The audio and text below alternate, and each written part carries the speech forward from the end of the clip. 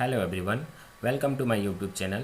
Today our topic is transmission media. Transmission media में हमने कुछ टॉपिक प्रीवियस लेक्चर में कवर किया हुआ है, जिसमें से हमने बाउंडेड या गाइडेड मीडिया के ट्विस्टेड पेयर केबल और कोएक्सियल केबल को डिस्कस कर चुके हैं। आज हम फाइबर ऑप्टिक्स और रिमेनिंग जो आपके अनगाइडेड मीडिया है उसको यहाँ पे डिस्कस करेंगे। तो चलिए स्टार्ट करते हैं। फर्स्ट जो हमारा टॉपिक है that is fibre optics cable, जिसको हम ऑप्टिकल फाइबर के नाम से भी जानते हैं, जो कि हमारा गाइडेड मीडिया में आता है। तो ये ऑप्टिकल फाइबर में जो कॉन्सेप्ट होता है डेटा ट्रांसमिशन के लिए, वहाँ पे आपका जो डेटा है वो अब पल्स ऑफ लाइट के फॉर्म में ट्रांसमिट होता है। ठीक है, तो यहाँ पे एक ग्लास या प्लास्टिक की नली होती है, जिसमें कि जो हमारा लाइट है उसकी प्रॉपर्टी को यूज़ करते हुए डेटा को ट्रांसमिट किया जाता है। जैसे कि हम जानते हैं लाइट को हम अगर वैक्यूम में ट्रांसमिट करें तो ये आपका 3 लाख किलोमीटर पर सेकेंड की स्पीड से डेटा को ट्रांसमिट कर सकता है, या इस स्पीड से जो है लाइट ट्रांसमिट होता है। तो साथ ही साथ जो डिफरेंट मीडियम होते हैं ट्रांसमिशन के लिए, ठीक है, उनके ऊपर भी डिपेंड करता है कि ये किस स्पीड से ट्रांसमिट हो सकता है। तो जैसे अपने को पता है कि लाइट एक फॉर्म होता है इलेक्ट्रोमैग्नेटिक एनर्जी का, जिससे कि हम इस प्रॉपर्टी का यूज़ करके डेटा को one node to another node transmit करते हैं।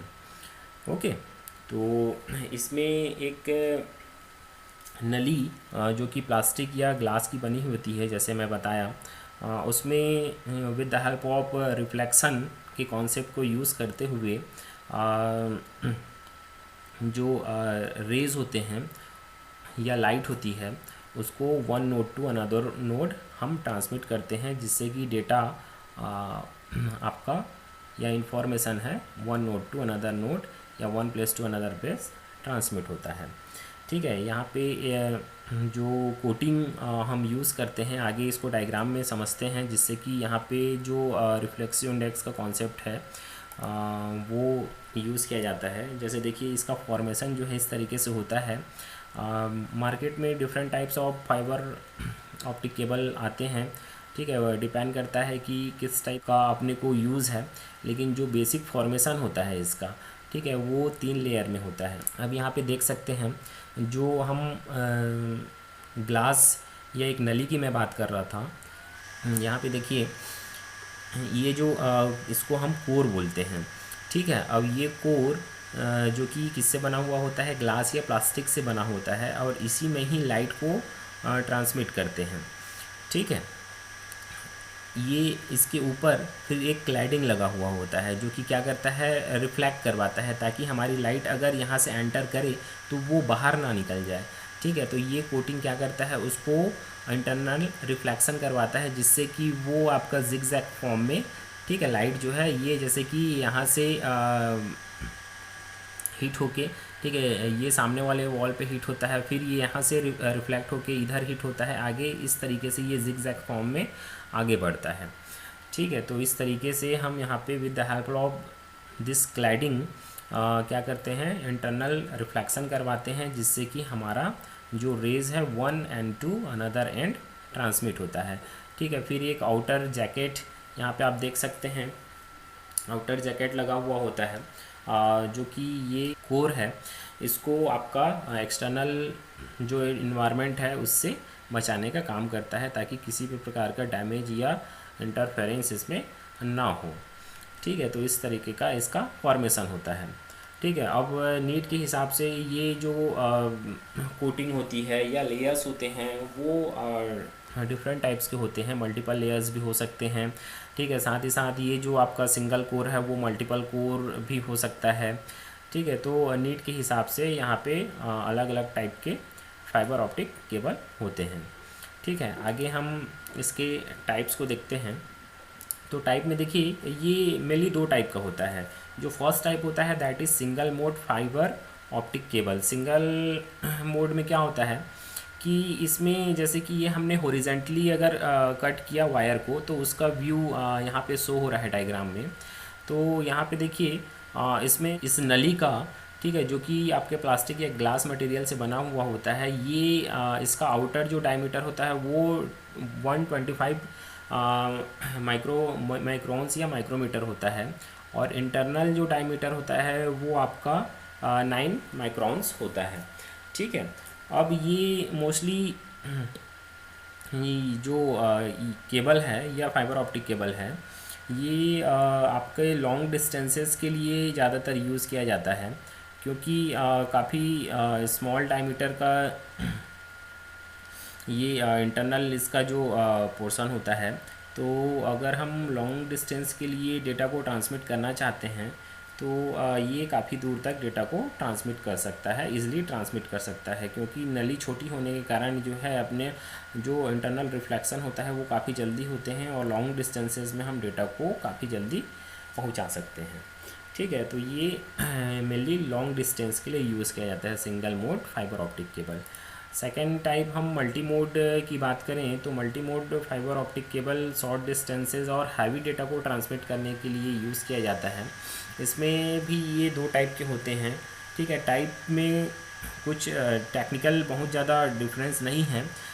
जो आपका आउटर डायमीटर होता है, जो नली होती है उसका, वो तो सिमिलर है। यहाँ पे देखिए 125 है, यहाँ पे भी सेकंड टाइप में भी 125 है, लेकिन जो इंटरनल डायमीटर होता है वो आपका एक में 50 माइक्रोन्स होता है और एक में 62.5 माइक्रोन्स होता है। तो ये एक डिफरेंस होता है दोनों में। ठीक है, तो ये थोड़ी सी चौड़ी होती है एक, और एक थोड़ा सा नैरो होता है। ठीक है, यही मेन डिफरेंस है इसमें।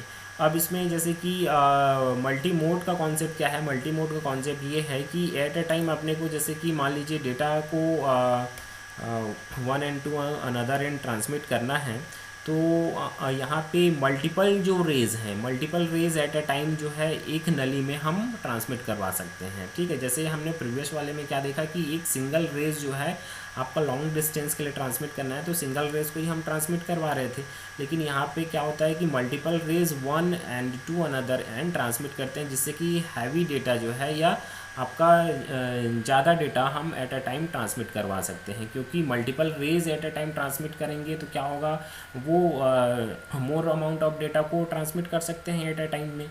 इसलिए शॉर्ट डिस्टेंसेस के लिए जनरली ये यूज़ किया जाता है। जैसे कि आप लोग देख सकते हैं शॉर्ट डिस्टेंस या ऑडियो वीडियो एप्लीकेशन मेनली लैन वगैरह में अपने को अच्छी स्पीड का चाहिए तो उसके लिए ये यूज़ होता है। क्लियर है।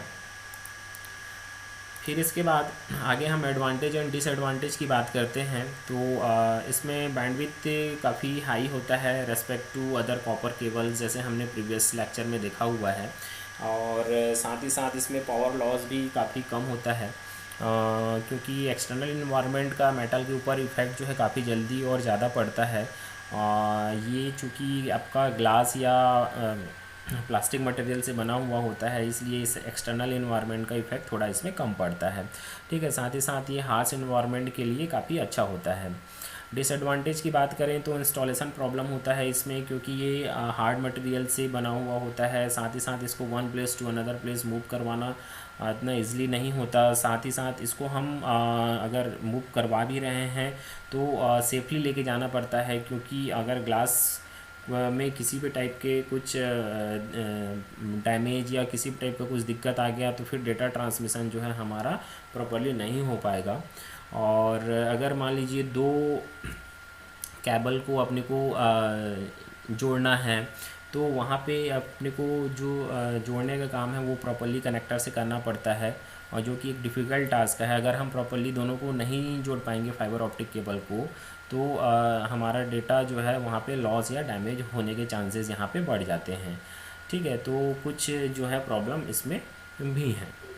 ठीक है, तो ये इस तरीके से हमने फाइबर ऑप्टिक केबल को देखा। यहाँ पे आगे हम अनगाइडेड मीडिया या अनबाउंडेड मीडिया ट्रांसमिशन मीडिया की बात करेंगे। ठीक है, तो जैसे मैंने बताया था आप लोग को कि हम बाउंडेड मीडिया या गाइडेड मीडिया में फ़िज़िकल मीडियम का यूज़ कर रहे थे। यहाँ पे किसी भी टाइप का कोई फ़िज़िकल मीडियम नहीं होता है, और जो भी डेटा है वो with the help of electromagnetic waves के through one end to another end transmit होते हैं। ठीक है, तो इसको हम वायरलेस कम्युनिकेशन के नाम से भी जानते हैं। ठीक है, तो ये आपका जैसे कि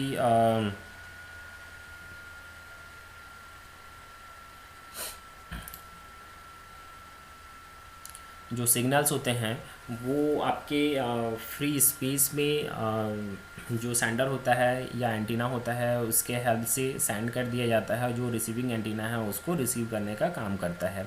अब इसमें कुछ मोड्स होते हैं, ट्रांसमिशन मोड, जिनको हम समझते हैं। जैसे कि यहाँ पे देखिए 3 टाइप के मोड हैं, ग्राउंड प्रोपेगेशन और sky propagation and line of site propagation.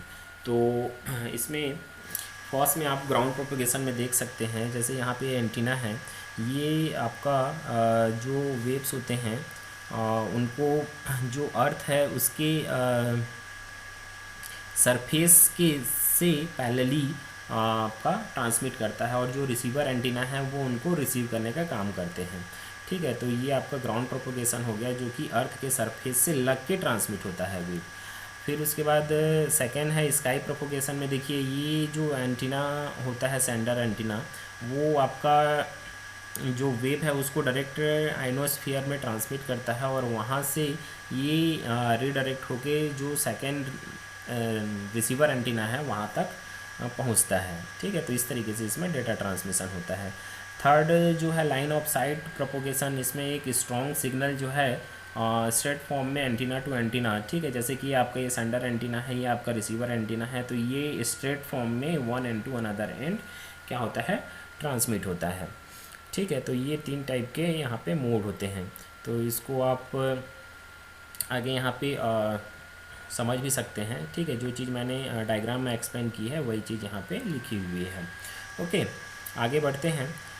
Further इसके 3 टाइप के वेव्स होते हैं। फर्स्ट टाइप है दैट इज़ रेडियो वेव। अब रेडियो वेव की बात करूं तो ये एक इलेक्ट्रोमैग्नेटिक वेव होता है जो कि हर डायरेक्शन में ट्रांसमिट हो सकता है। इसमें हमारा जो कॉन्सेप्ट होता है वो ओमनी डायरेक्शनल के कॉन्सेप्ट को यूज़ करता है, जिसमें कि आपका जो सेंडर होता है वो सिर्फ डेटा सेंड करने का काम करता है, और रिसीवर जो है डेटा रिसीव करने का काम करता है। जैसे कि आप लोग एफएम वगैरह सुनते हैं, तो जो आपका सेंडर होता है जहाँ से आप डेटा रिसीव करते हैं या जहाँ से आपका सिग्नल्स आता है वो आपके डिवाइसेस तक पहुँचता है। आपका डिवाइस जो है फर्दर डेटा ट्रांसमिट करने का काम नहीं करता है, वो सिर्फ रिसीव करता है। तो इसमें जो डायरेक्शन होता है वो ओमनी डायरेक्शनल को कॉन्सेप्ट को यूज़ करते हैं।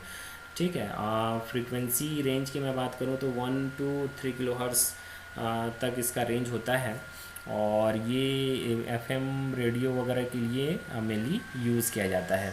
साथ ही साथ इसमें एंटीना को अपने को प्रॉपर डायरेक्शन देने की रिक्वायरमेंट नहीं होती है कि हम एक प्रॉपर डायरेक्शन फॉलो करेंगे या इस पर्टिकुलर डायरेक्शन में ही रखेंगे तभी हमारा जो है डेटा रिसीव हो सकता है। ये इस टाइप की नीड रेडियो वेव्स के टर्म में नहीं होती है। आगे एप्लीकेशन की मैं बात करूँ तो जैसे हमने यहाँ पे समझा एफएम रेडियो में इसका यूज़ होता है, टेलीविज़न में यूज़ होता है, वायरलेस फ़ोन वगैरह में इसका काफ़ी ज़्यादा यूज़ होता है। और जहाँ पे अगर मान लीजिए एक ही सेंडर है और मल्टीपल नंबर ऑफ रिसीवर्स हैं तो उस केस में इसका यूज़ होता है।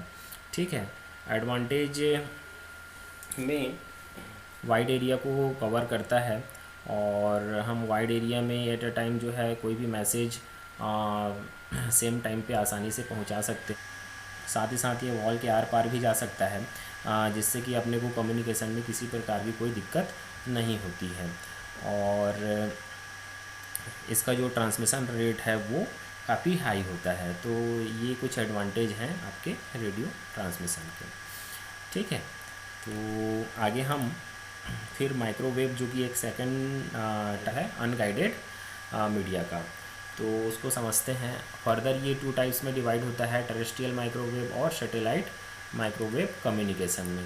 तो पहले इसके कैरेक्टरिस्टिक्स को समझ लेते हैं। कैरेक्टरिस्टिक्स की मैं बात करूं तो ये जो फ्रीक्वेंसी रेंज है 4 to 6 गीगाहर्ट्ज़ से 21 to 23 गीगाहर्ट्ज़ के बीच में ये काम करता है। बैंडविड्थ इसमें 1 to 10 Mbps की स्पीड को ये सपोर्ट करता है। शॉर्टर डिस्टेंस के लिए काफ़ी अच्छा होता है, बहुत ज़्यादा एक्सपेंसिव नहीं होता है, लेकिन हम लॉन्ग डिस्टेंस के लिए भी यूज़ कर सकते हैं, लेकिन यहाँ पे जो इसमें एक्सपेंस है वो बढ़ जाता है। ठीक है, तो ये इसमें कुछ जो है इसके कैरेक्टरिस्टिक्स होते हैं। साथ ही साथ इसमें जो लॉस ऑफ सिग्नल है वो उसका इन्वायरमेंट चेंजेस की से काफ़ी इफ़ेक्ट पड़ता है। जैसे इन्वायरमेंटल कुछ चेंजेस होते हैं तो सिग्नल लॉसेज या डैमेज होने के जो चांसेस है, डेटा डैमेज होने के चांसेस हैं इसमें बढ़ जाते हैं। ठीक है, तो एडवांटेज की मैं बात करूं तो एडवांटेज में जैसे कि ये काफ़ी चीपर होता है केबल के रेस्पेक्ट में। इसको इंस्टॉल करना काफ़ी सिंपल होता है। एक बार इंस्टॉल हमने कर लिया तो one place to another place हम काफ़ी ईज़िली डेटा को ट्रांसमिट कर पाते हैं। ठीक है, साथ ही साथ हमको लॉन्गर डिस्टेंसेस के लिए जैसे कि over the oceans data transmit करना है, आपका पर्टिकुलर वन कंट्री से अनदर कंट्री में डेटा ट्रांसमिट करना है, तो इसके हेल्प से हम डेटा को आसानी से ट्रांसमिट कर पाते हैं। ठीक है, डिसएडवांटेज की मैं बात करूं तो यहाँ पे कुछ डिसएडवांटेज भी हैं। हम किसी से कम्युनिकेशन कर रहे हैं तो हमारे कम्युनिकेशन को कोई उस सिग्नल को पकड़ के चाहे तो हमारे डेटा या हमारे कम्युनिकेशन को सुन भी सकता है। ठीक है, तो ये इसमें एक इनसिक्योरिटी रहती है जिससे कि हमारे डेटा जो है हैक होने के चांसेस इसमें बढ़ जाते हैं। ठीक है, फिर जैसे कि आपका जैसे मैं बताया आप लोग को इन्वायरमेंटल जो कंडीशंस होते हैं उनका बहुत ज़्यादा इसमें इफ़ेक्ट पड़ता है। मान लीजिए बारिश हो गई या आपका बहुत ज़्यादा तूफ़ान आ गया या आपका किसी भी टाइप का कुछ इन्वायरमेंटल चेंजेस आ गए अचानक से, तो उसका इफ़ेक्ट जो है इसमें डायरेक्टली पड़ता है। ठीक है, तो ये भी एक डिसएडवांटेज है इसका। और बैंडविड्थ लिमिटेड होने के कारण मोर नंबर ऑफ़ क्लाइंट्स को या मोर नंबर ऑफ़ नोड्स को हैंडल करने में इसमें दिक्कतें होती हैं। ठीक है, तो काफ़ी एक्सपेंसिव होते हैं जो बैंड होते हैं या जो वेव्स होते हैं वो। अब हम इसके टाइप्स को देखते हैं, जिसमें कि फर्स्ट टाइप है टेरेस्ट्रियल माइक्रोवेव ट्रांसमिशन। तो इसमें जो ग्राउंड बेस्ड एंटीना लगे हुए होते हैं वो आपका एक फोकस बीम के through one antenna to another antenna तक डेटा ट्रांसमिशन को सपोर्ट करते हैं। इसमें जो आपका फ्रीक्वेंसी रेंज होता है वो 1 गीगाहर्ट्ज़ टू 1000 गीगाहर्ट्ज़ के बीच में होता है। और ये सम किलोमीटर्स के रेंज में अपने को जो डिफरेंट एंटीना हैं, सेंडिंग या रिसीवर एंटीनाज़ हैं, उनको इंस्टॉल करना होता है जिससे कि ये आपका डेटा को प्रॉपर्ली सेंड और रिसीव कर सके। ठीक है, जो एंटीना होते हैं इसको लंबे टावर्स में इंस्टॉल करना पड़ता है ताकि बीच में किसी भी प्रकार का कुछ दिक्कत ना आए और ये स्ट्रेट लाइन के थ्रू आपका सिग्नल्स को one antenna to another antenna transmit करते हैं। ये आपका लाइन ऑफ साइट ट्रांसमिशन, जैसे कि हमने स्टार्टिंग में देखा था 3 मोड देखे थे, तो लाइन ऑफ साइट ट्रांसमिशन जो टेक्निक होती है उसको ये यूज़ करता है। ठीक है, स्ट्रेट लाइन में जो है डेटा ट्रांसमिट होता है स्ट्रॉन्ग बीम के थ्रू। सेकेंड पॉइंट, हम सैटेलाइट माइक्रोवेव कम्युनिकेशन की बात करते हैं तो इसमें क्या होता है कि आपका जो सेंडर एंटीना होता है वो सेंडर एंटीना डेटा को सैटेलाइट तक सेंड करता है। सैटेलाइट उसको रिसीव करके फर्दर उसको एम्पलीफाई करके आपके रिसीवर एंटीना तक सेंड करता है। तो इस तरीके से जो सैटेलाइट माइक्रोवेव कम्युनिकेशन है वो पॉसिबल होता है। आगे आप एडवांटेज में देख सकते हैं इसका कवरेज एरिया काफ़ी ज़्यादा होता है। हम चाहें तो अर्थ में कहीं पे भी इसके हेल्प से कम्युनिकेशन कर सकते हैं, क्योंकि with the help of satellite earth के किसी भी पॉइंट में हम सिग्नल को सेंड कर सकते हैं। इसको इंस्टॉल करना काफ़ी इजी होता है और काफ़ी वाइडर एरिया ये सपोर्ट करता है, जैसे मैंने बताया आप लोग को। और साथ ही साथ ये weather forecasting, radio and TV signal broadcasting, mobile communication जो कि आज की डेट में हम यूज़ करते हैं, इन सारी चीज़ों में ये यूज़ होता है। डिसएडवांटेज की हम बात करें तो डिसएडवांटेज में यहाँ पे देखिए कि अपने को जैसे सैटेलाइट से कम्युनिकेशन कराना है तो सबसे पहले अपने को सैटेलाइट की रिक्वायरमेंट होती है। ठीक है, तो जो कि ये इसके कॉस्ट को बढ़ा देता है। और साथ ही साथ ऐसा नहीं है कि एक बार हमने सैटेलाइट इंस्टॉल कर दिया तो वो हमेशा के लिए या लाइफ टाइम के लिए वर्क करेगा। ठीक है। उस सैटेलाइट की एक लाइफ होती है, उस लाइफ के बेसिस पे, जैसे कि 12 to 15 ईयर्स का होता है, तो उसके बेसिस पे ही हम उससे काम ले सकते हैं। ठीक है। आप एक्सपायरी से पहले अपने को फिर से नया सैटेलाइट इंस्टॉल करना होता है वहाँ पे, ताकि हमारे कम्युनिकेशन में किसी भी प्रकार की कोई दिक्कत ना आए। ठीक है। तो ये भी एक प्रॉब्लम होता है इसमें। साथ ही साथ सैटेलाइट को अपने को प्रॉपरली मॉनिटर भी करना पड़ता है, उसको कंट्रोल करना पड़ता है, टाइम टाइम पे उसमें मेंटेनेंस करना पड़ता है, जो कि ये कोई सिंपल टास्क नहीं है। तो ये कुछ डिसएडवांटेज है इस टेक्निक। तो आगे हम जो थर्ड टाइप है इंफ्रारेड, उसकी बात करते हैं।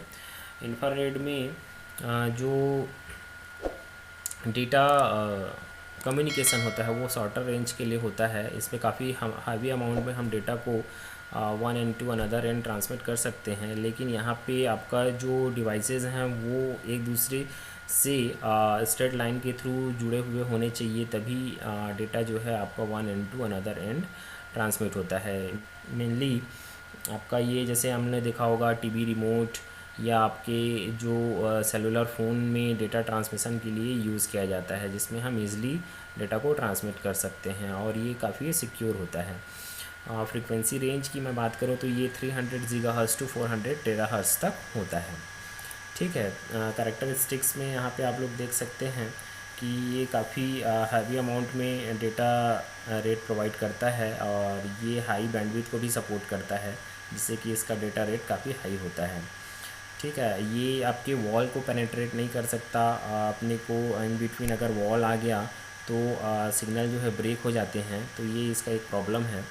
तो हमको जो चीज़ हैं जिसमें अपने को डेटा ट्रांसमिशन करना है उनको आसपास रखना होता है, ज़्यादा डिस्टेंस में भी नहीं रख सकते, लेकिन यहाँ पे जो डेटा ट्रांसमिशन है सिक्योर होता है और इंटरफेरेंस की प्रॉब्लम इसमें बिल्कुल नहीं आती है। ठीक है। साथ ही साथ इसमें एक दिक्कत ये भी है कि हम इसको आउटसाइड द बिल्डिंग अच्छे तरीके से यूज़ नहीं कर सकते, क्योंकि इंफ्रारेड जो रेज़ हैं वो आउटसाइड पे हमको जो सन रेज़ होता है उसमें भी मिलता है, जिससे कि इसमें इंटरफेरेंस का प्रॉब्लम आ सकता है। तो इनसाइड द बिल्डिंग हम इसको बेहतर तरीके से यूज़ कर सकते हैं। सो आज हमने जो पूरा का पूरा ट्रांसमिशन मीडिया है उसको यहाँ पे समझा हुआ है। अगर किसी को अभी भी कुछ डाउट होगा या कुछ पॉइंट्स में आप लोग को क्लैरिटी नहीं होगी, तो आप लोग मेरे को कमेंट करके पूछ सकते हैं। ठीक है। और जो लोग नए हैं मेरे चैनल पे, please subscribe my channel and share my videos. ठीक है। Thank you.